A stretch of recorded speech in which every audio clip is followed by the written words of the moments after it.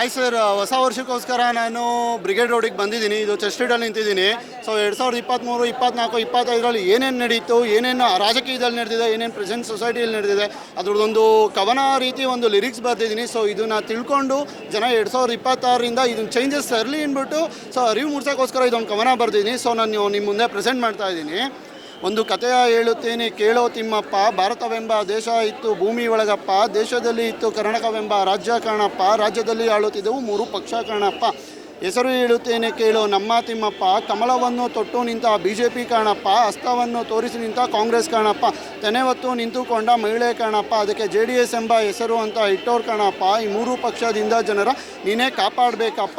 2023ರಲ್ಲಿ election ಬಂತಪ್ಪ, ಎಲೆಕ್ಷನ್ನಲ್ಲಿ ಮೆಜಾರಿಟಿನ ಕಾಂಗ್ರೆಸ್ ತೊಗೊಂಡ್ಬಿಡ್ತಪ್ಪ, ವಿರೋಧ ಪಕ್ಷದಲ್ಲಿ BJP ಬಂದು ಕುಂತೈತ್ ಕಾಣಪ್ಪ, JDSಗೆ ಟೇಮ್ನಿ ಇಲ್ದಂಗೆ ಆಗೋಯ್ತು ಕಾಣಪ್ಪ, ಸಿದ್ದರಾಮಣ್ಣಂಗೂ DKಶಿಗೂ CM ಕುರ್ಚಿ ಬೇಕಪ್ಪ, ಇವರಿಬ್ಬರಲ್ಲೂ CM ವಾರು ನಡೀತು ಕಾಣಪ್ಪ, ಸಿದ್ದರಾಮಣ್ಣನ ಹೈಕಮಾಂಡು CM ಮಾಡೇ ಬಿಡ್ತಪ್ಪ, DCM ಅಂತ DKಶಿಗೆ ಹುದ್ದೆ ಕೊಟ್ರಪ್ಪ, BJPನೂ JDS ಮುಂದೆ ಶತವೈರಿಗಳಪ್ಪ, ಆದರೆ ವಿಧಿ ಇಲ್ಲದಲ್ಲೇ ಆಗೋರೆ ಮೈತ್ರಿ ನೋಡೋ ತಿಮ್ಮಪ್ಪ, ದೇವೇಗೌಡರ ಪ್ಲ್ಯಾನು ಅಂದರೆ ಸುಮ್ಮನೆನೇನಪ್ಪ, ಇವರು ಗೆಲ್ಲೋದಿವರ ಆಸ್ತಿ ಪಾಸ್ತಿ ಸುರಕ್ಷತೆಗಪ್ಪ, ಇದನ್ನು ತಿಳ್ಕೊಂಡ್ರು ನಮ್ಮ ಜನರು ಅವ್ರ ಹಿಂದೆನೇ ಹೋಗ್ತಾರೆ ಕಾಣಪ್ಪ, ಗೆದ್ದ ನಾಯಕನ ಹೆಂಡತಿ ಮಕ್ಕಳು ಬಿಟ್ಟಿಯಾಗಿ ದಸರಾನೇ ಅಂಬಾರಿನ ನೋಡ್ತಾ ನಿಂತ್ರಪ್ಪ, ಓಟು ಹಾಕಿ ಗೆಲ್ಸಿ ಜನ ಟಿಕೆಟ್ ತೊಗೊಂಡು ಇವ್ರ ಹಿಂದೆ ನಿಂತರು ಕಾಣಪ್ಪ, ಇದನ್ನು ಅರ್ಥ ಮಾಡಿಕೊಂಡ್ರು ಜನರಿಗೆ ಬುದ್ಧಿ ಇಲ್ಲಪ್ಪ, ಹೆಂಗಸ್ರಿಗೆ ಮಾತ್ರ ಫ್ರೀ ಬಸ್ಸು ಮಾಡೇ ಬಿಟ್ರಪ್ಪ, ಗಂಡಸರು ಏನೋ ತಪ್ಪು ಮಾಡಿದ್ರು ನೀನೇ ಹೇಳೋ ತಿಮ್ಮಪ್ಪ, ರೈತರು ಸಾಲ ಮಾಡ್ತೀನಂತ ಹೇಳ್ತಾರೆ ಕಾಣಪ್ಪ, ಗೆದ್ದ ಮೇಲೆ ರೈತರ ಕಡೆ ನೋಡೋದಿಲ್ಲಪ್ಪ, ರೇಪು ಮಾಡ್ರು ಜಾಸ್ತಿ ಆದರೂ ಸುಮ್ಮನೆ ಅವರಪ್ಪ,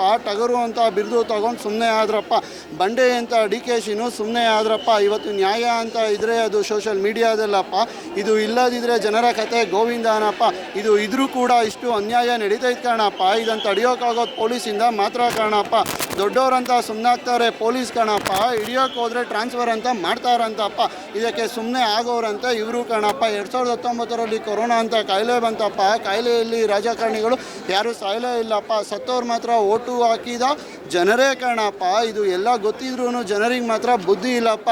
ಇಷ್ಟು ಹೇಳ್ತಾ ಇದ್ದೀನಿ. ಸೊ 2026ರಿಂದ ಆದ್ರೂ ಬುದ್ಧಿ ಕಲ್ತ್ಕೊಂಡು ಜನಗಳು ಎಷ್ಟೊಂದು ಜನ ಇದ್ದಾರೆ ಬುದ್ಧಿವಂತರು, ಆದರೂ ಸ್ವಲ್ಪ ಜನಗಳು ರಾಜಕಾರಣಿಗಳಿಂದ ಹೋಗ್ತಾರೆ, ಹೋಗಲಿ, ಯಾರಿಂದ ಹೋಗಬೇಕೋ ಅವರಿಂದ ಹೋಗಲಿ, ಬಟ್ ಕೆಲಸ ಕಾರ್ಯ ಬಿಟ್ಬಿಟ್ಟು ಹೋಗೋದಲ್ಲ.